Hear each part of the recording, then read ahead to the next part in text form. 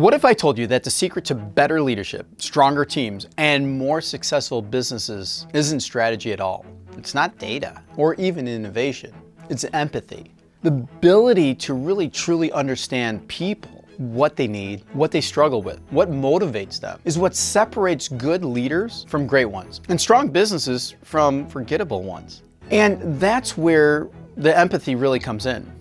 There's an empathy map. And an empathy map is a simple yet powerful tool that helps you step into someone else's shoes. Whether it's your customers, employees, or stakeholders, it breaks down their experience into 4 key areas: what they say, what they think, what they do, and what they feel. And when you understand these 4, you can communicate better, solve real problems, and create experience that people actually connect with. Let's break it down. First, there's what people say. This is the easiest to really observe. It's the words they use in meetings. It's in feedback, in reviews. Customers actually might say they want faster service. Employees might say they want better work-life balance. Stakeholders might say they want clearer communication with you. These statements give us clues, but they're only the surface level of what's really going on. Then there's what people think. This is where we start to really dig deeper. What are their real concerns? What do they believe but might not really feel comfortable saying out loud? A customer might say they want lower prices, but what they're really saying is this worth my money? An employee might say they like their job, but they could be thinking, do I feel valued here? This is where real understanding happens. Not just listening to words, but uncovering the thoughts behind them. Next, there's what people do. Actions often reveal more than words, trust me. A customer might say they love a product, but they're not using it. Something is really missing. An employee might say they're engaged, but if they never speak up in meetings, there could be a deeper issue. Watching behavior. Where people spend their time, what they prioritize, really gives you real insight into what matters to them. And finally, there's what people feel. This is the emotional core of the experience. Are they frustrated, excited, anxious, motivated? These feelings drive decisions, loyalty, and their engagement. Customers don't just buy products, they buy feelings. Employees just don't work for a paycheck, no. They work for a culture that makes them feel valued. When you understand how someone feels, you stop guessing and start connecting. Now, here's where the magic actually happens. When leaders, businesses, and teams take time to map out these 4 areas, everything changes. Communication becomes effective because you're addressing real concerns, not just surface level complaints. Product design improves because you're solving problems customers actually care about, not just what they say they want.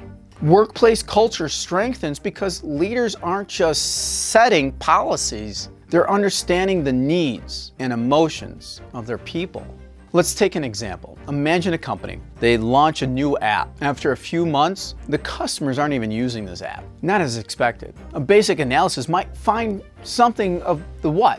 They focus on the data. Well, what features are actually missing? What the competition's doing differently?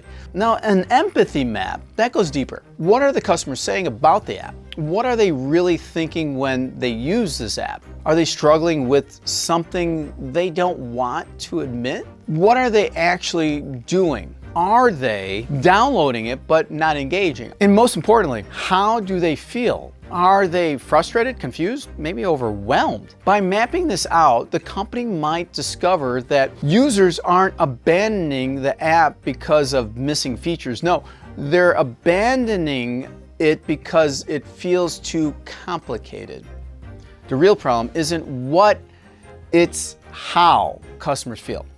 And by focusing on the emotional connection, the company can make the right changes, not just more changes.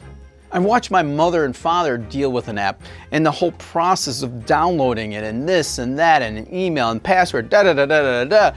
I just watch them. This gives you an idea what is going on here. This applies just as much as leadership in today's market as it does with product design. A manager might assume their team is satisfied because really no one's complaining at all. But an empathy map might reveal a different story. Maybe employees say they're happy, but they think they're being overlooked. Maybe they do their work well, but they feel disconnected from leadership. When a leader takes the time to understand these 4 areas, they can address the real issues, not just the visible ones. This is what makes empathy so powerful. It's not just about listening, it's about truly understanding. Businesses that master this build stronger relationships with customers. Leaders who embrace this build more engaged teams. And when people feel understood, they don't just stick around, they become loyal, passionate, and invested.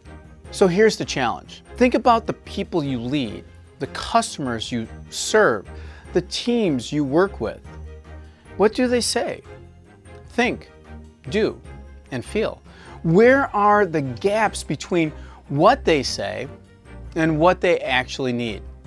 And how can you use this insight to create better experiences, stronger relationships, and more meaningful impact? Let's talk about it.